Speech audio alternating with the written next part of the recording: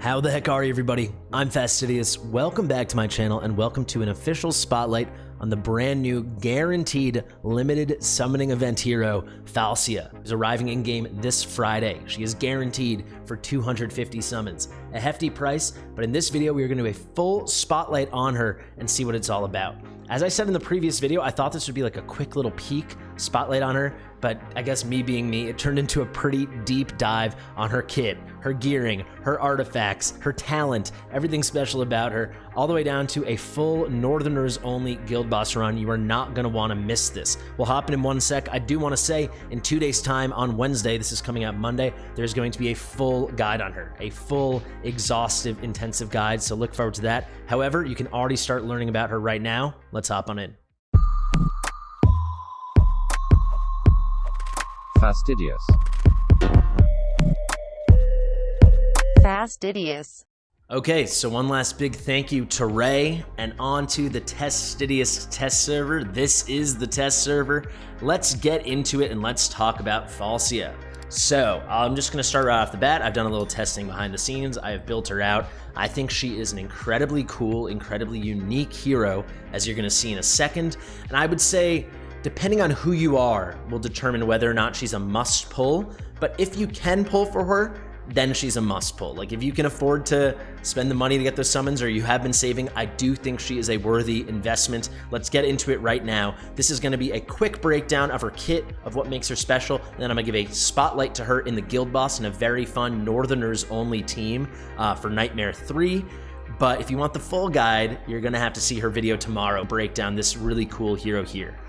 So you can see I got a nice little build on her right now. We got 75,000 BP. I put some gear on her, but to know why I made those gearing decisions, you are gonna have to go through her kit with me. So let's go very quickly. Her basic attack, already shockingly unique. Actually, we should start with her talent. A little teaser for the basic attack. Let's start with the talent. After performing 20 times her basic attack, gains demon slaying stance. So this is like a stance kind of thing, the way Arrogance gets his berserker stance. Here, you know, where is it? Berserker stance.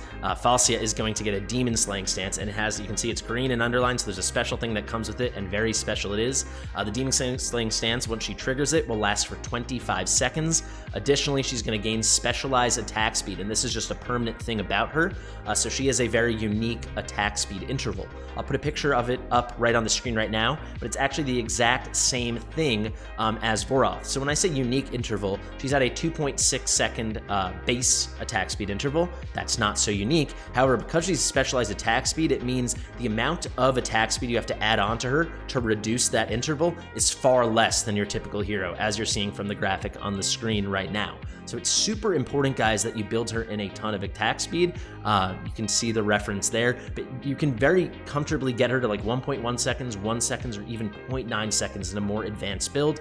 You'll see here the build we went for on her came out to 1.1 seconds. If I had better gear on the test server account, we easily could have gotten her to 1 second or 0.9. However, I did this without an attack speed amulet. So with like normal late game gear, this is super viable. So what is the demon slaying stance all about? Well, basic attacks will deal an extra 160% true damage. So true damage ignores defense. That is fantastic. It cannot crit, but boy, is that powerful. Then when you have Shadow Slash, which is her ultimate, we'll get into that in a second, on top of Shadow Slash just being a very cool move, there'll be an extra 5 instances of 260% true damage. So just scaling off of her attack and ignoring the defense. So you want to build her with a lot of attack. It's really wild. Let's get into the actual skills now. So the basic attack, it's very similar to our boy Daimos. I don't know if I have him built out here, but I'll show you very quickly. A lot of people are probably familiar with Daimos, so he's a good source of comparison. He's not leveled out here, but you can see Daimos deals 75% 75% damage, normal damage, there you go, to one enemy 2 times, and you can get this to 85%, right? So it comes out to 170% damage, and it's single target, right? So Falcia is pretty similar in that it's a double hitter with 2 pretty big hits. However, instantly what makes her super duper special is going to be that it's 95%, so it's a base of 75 the same as Deimos, but you can go all the way up instead of 85 to 95. So now you're talking about 190% damage. 95% is going to be normal damage. 95% is going to be magic damage. So she is a hybrid damage hero. Tremendously unique in that respect. She's not only going to be the first hero to have that on the global server, she's the first hero and only hero right now in the game on Forerunners and on the test server as well that can do dual damage. So your normal physical damage as well as magic damage. This makes her she's like very flexible, right? She's very adaptable. She can do all kinds of content and she hits super duper hard. So big single target hitter there on the A1. The basic, I shall say. And it's very worth noting that when she is in that Demon Slayer stance on her basic attacks, she is going to deal, you can see here, she's going to deal an extra 160% true damage. The damage is real, guys. On to her first passive, when the hero's in Demon Slaying stance, increases damage by 50%, just straight up. When hero is shielded, increases damage by an extra 20%. So very nice synergy with her being from the Northern faction. You put her with the Northern Lord, lots of shields. You put her with someone like Vortex with the heals, getting lots of shields with his ultimate. It works really, really well. So when we take her into the guild boss, we will pair her with Boroth, and we will pair her with a really special legendary lord that I'm going to introduce you guys to from the Northern faction. So really cool stuff. Yeah, love it. You do kind of have this whole kit, right, built around the Demon Slaying stance.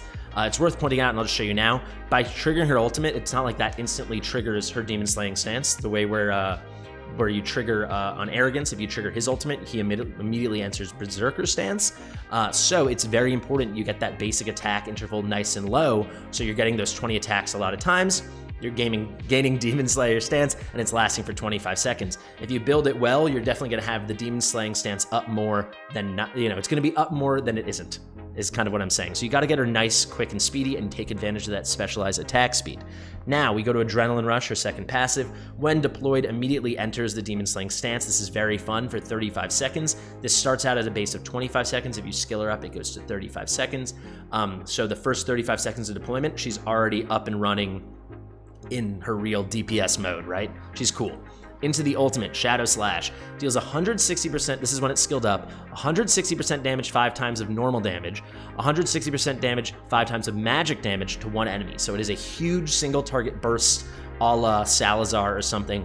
She really does put up some solid numbers. I think she's going to absolutely shine with this, with the timing, and then timing it out with the shields and timing it with the Demon Slaying stance. She's going to totally shine in endgame content, particularly Void Rift, and maybe other things that haven't arrived yet, like Immortal Codex. She's just going to be like a total tactical single target nuke, but a melee unit. So kind of almost not a direct comparison, but because she has some true damage and stuff, that's ignoring defense, whereas Silas ignores half defense, but he can crit. She's going to kind of feel like a melee version of Silas for a lot of PvE content. She is going to be good in Guild Boss, but I think that's where she's truly going to shine. So you can see 1100 cost seems really high. It's like, are we talking about an esotericist here or something? But actually, you're going to be shocked when you see her now. I was shocked when I tested it in Guild Boss because she has such a low attack interval, right? She's got such high attack speed. You can even double this up. You can do 2 rounds of this per shield in the Guild Boss. That's how quickly it comes back up, as long as she has something to hit, because she's charging up with her rage regen based off of attack. With every hit, she's hitting like a frickin' like a total fury of swords.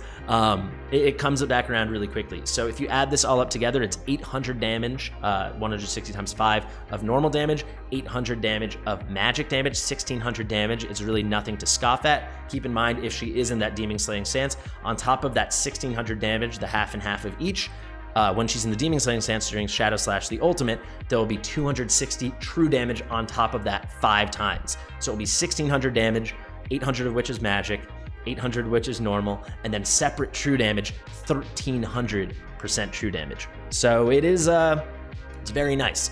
That kind of breaks it down for you right then. We'll get into gear in 1 second. I will just quickly tell you, I'm using Guild Boss because I think it's a place where for many players, she will totally shine. However, I don't think she will yet be a totally endgame viable Guild Boss hero. I'm not going to say that definitively. However, I do think it is going to be dependent on the developers building out the Northern faction more and the introduction of this new legendary lord here. She's not going to yet compete, I don't think, with the Nightmare faction, the Infernal faction, even with Piercer, at least from my limited testing. However, I do think she's going to be an absolute S tier for like endgame PvE content like Void Rift, and then what's coming with the Codex. So there you have it. Let's talk about gearing. So as you can see, I went for a pretty high attack speed. I wish I could have gotten higher, but honestly, at this point, my gear on my actual account's better than my test server account. That is a story for another day. They're making it unbelievably difficult for me to farm here. That really is something I'll have to unpack at another time. But you can see we got 258 extra attack speed. That did bring the interval down to 1.1 seconds. It's super viable. I'd say you want to get at least to this, if not lower. If you can get her to the other thresholds that I showed you before and get her to like 0.9 seconds, even 0.8 seconds if you've got unbelievable gear, that'd be really cool. But I really think that 1.0 second to 1.1 is going to be very reasonable for a lot of people. You can see we got an 84% crit rate, some pretty solid 270% crit damage. Of course, her true damage will not take advantage of that, but a lot of times she's dealing a lot of other very good damage on top of the true damage. And then finally, pretty solid attack, if I do say so myself. So 16.8k attack. And the reason I'm saying that is she has base stats more akin to like 𝐒𝐏𝐻𝐓 since she's a magic damage dealer half the time, right? So she doesn't get those crazy things like Valeria with like 6,200 base attack or Salazar with 6,500, right? She's sitting at, what is this? 4564. So to compare that to 𝐒𝐏𝐻𝐓 very quickly for people to see, let me pull up my 𝐒𝐏𝐻𝐓 right now. You can see she is at 4636, so within 100 of each other, very, very similar in that respect. But that's basically the gearing. I did go for an immortal, a warlord set to get that extra 30 attack speed, trying to get it wherever I could. My gear isn't that great, but then we just kind of went for crit. We went for attack bonus. We had a nice gold roll here. You can see this gear's not that special. Definitely not end game gear, but just solid, I guess, late game, maybe even early late game gear. Here, attack bonus, and then crit damage. We're hunting for crit rate, we're hunting for attack speed, and we're just trying to get a little bit of crit, a little bit of attack on everything we got. And of course, when you go crit damage, you got to make sure there's some form of attack bonus. That's a little low at 11%. I wish it was like 25% or something, but beggars can't be choosers. So that is my build, and we did, of course, go broken set on the accessories. Finally, I'll show you her artifact. We went Crystal of Vileness. I think this is an excellent choice for her. She's dealing damage all the time at an incredibly rapid rate, so you get lots of opportunities to trigger the little shadow Komodo that comes out, and she's got pretty nice stats that you build on her, so it's gonna translate quite well. You can see it's fully maxed up because we're on the test server. Let's do this thing. Finally, I'll just show you the two other DPS we are going to bring into the battle. We're not going to deploy Elder. He's just going to be there as a Lord. But I will bring Voroth because as you saw, Voroth is part of this event as well. You can buy him from the Redeem Shop. You can buy his exclusive artifact. So I did buy his exclusive artifact. I did not max it out because I think most people will not be able to. You can get it from Void Rift, but I think most people will probably just have the one copy. So we brought it to +10. Just so you know, during the ultimate, each attack deals extra damage equal to 1 time the current attack speed. So important that you get a lot of attack speed on him. It already is important. Like I said, Voroth is the OG specialized attack speed with the 2.6 interval. So he's pretty speedy. I did get him a little faster since he didn't get as much DPS, and we got him that 363 additional as opposed to the 2, what did I get over here? Let me pull up Falcia really quickly, as opposed to Falcia's 258 additional, and that did make the difference of 0.2 seconds, which you're gonna see, they both are just attacking incredibly quickly. So 0.9 second interval on a fighter is wild, really taking advantage of that specialized attack speed. We're cutting off so much from that base interval of 2.6 seconds. Then you can see 85% crit, not so much crit damage. I don't have the best gear, 167.5% crit damage.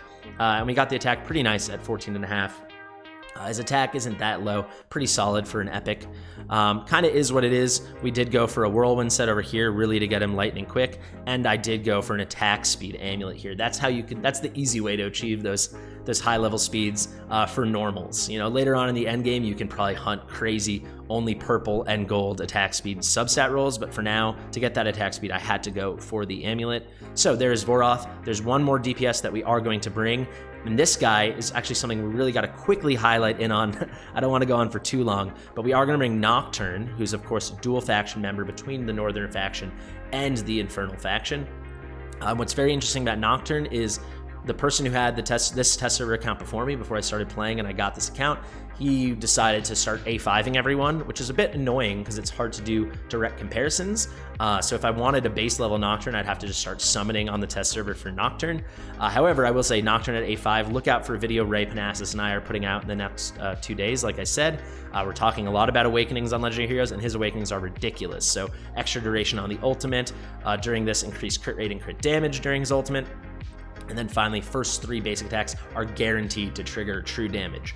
So Nocturne at A5 is not the Nocturne a lot of you are probably used to. He is a super viable endgame guild boss unit. So you're gonna see a nice comparison here. The thing that makes Nocturne maybe more viable, you might be surprised to see the damage, the comparison between the two of them. The thing that makes him more viable in the current meta is because he has this dual faction membership in Infernal. I would say if Falcia had dual faction membership in Infernal on top of Northerner, she would be broken good, insane for guild boss, insane for all PvE content, insane for any single target. She's also gonna be a total goddess for single target, the same way Valeria is for single target DPS arena. All right, let's actually see her in action and let's wrap this thing up. We're gonna do Nightmare 3. I think a lot of people at this point in the game are about there. Thought Nightmare 4 might be a little too advanced, and I wouldn't be able to show off my fancy tiny little team. My just little Northerner squad and then my little healers. So we're actually bringing 3 healers here, right? So Vortex, I'll just show you. I'm running him into North's Glory just to increase the chances of having constant shields. He's obviously a crazy shielder guy. We just went for, I'll show you the stats oh so quickly.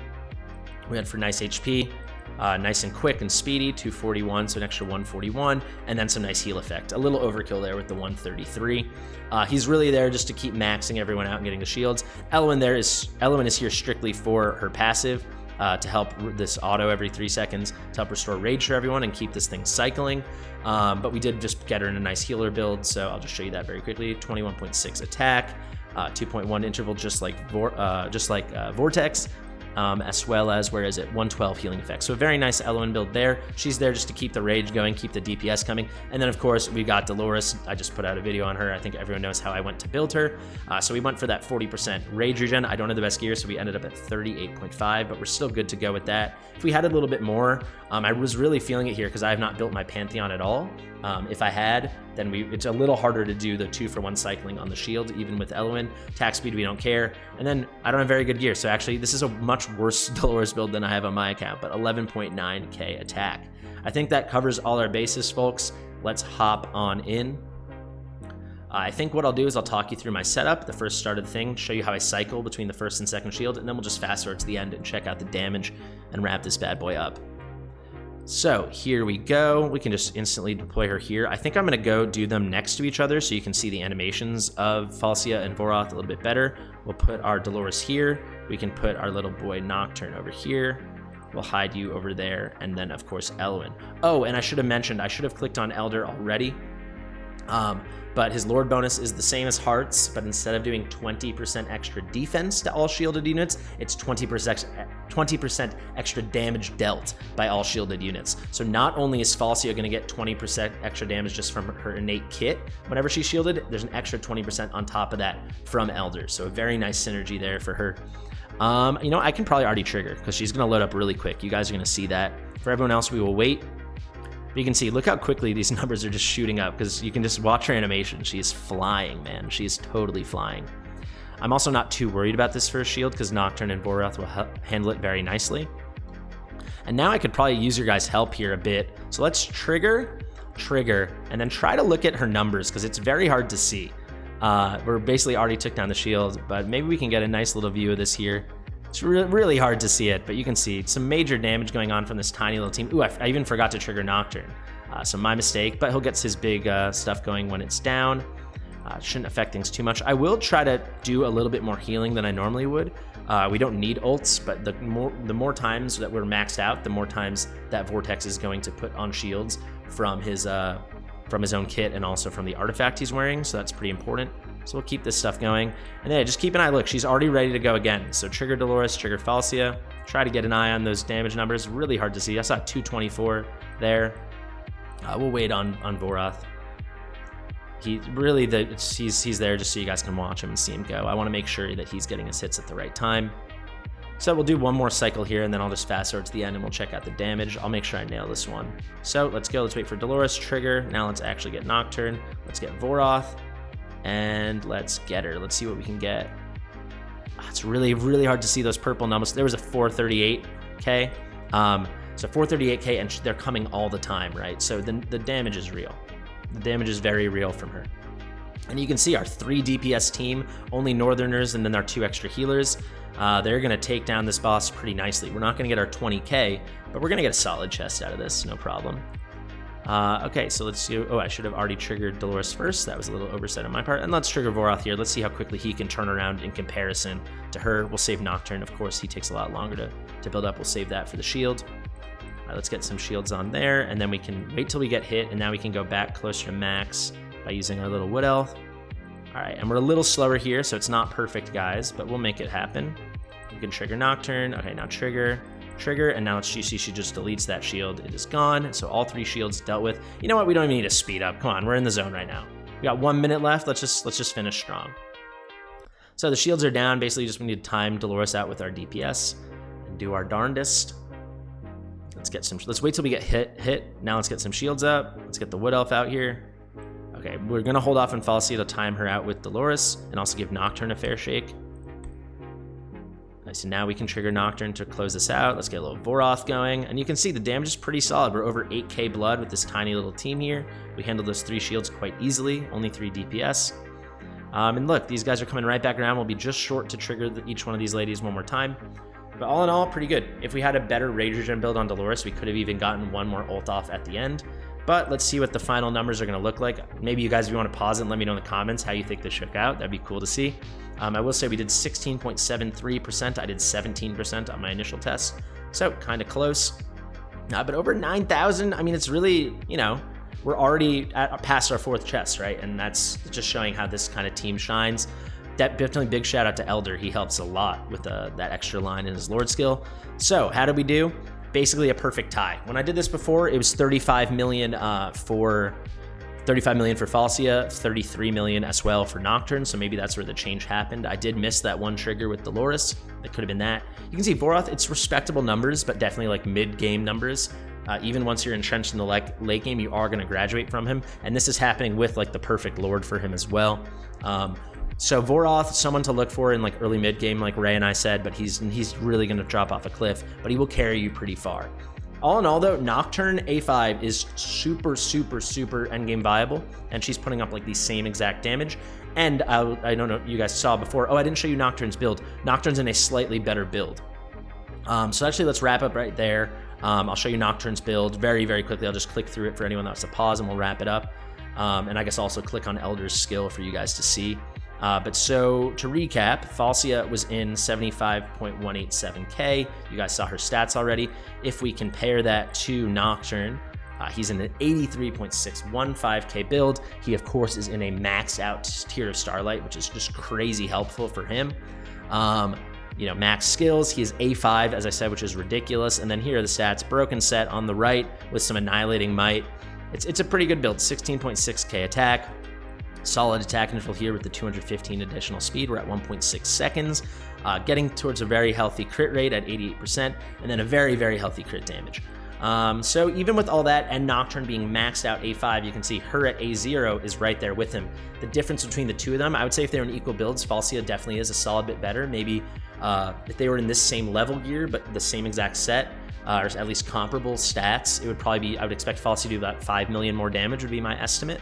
However, Nocturne is going to shine because of that dual faction membership.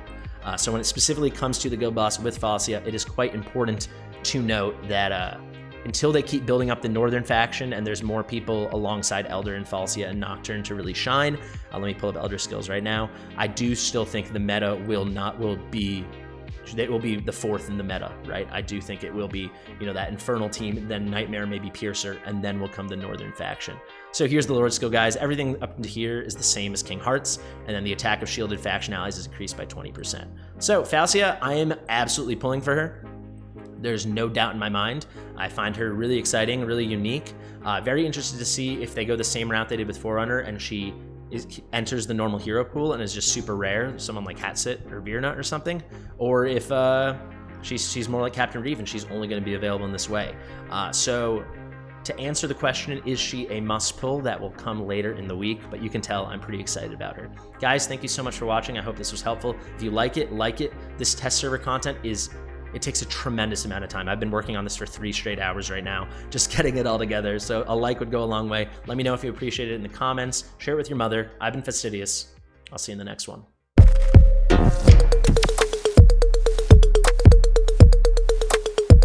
Fastidious.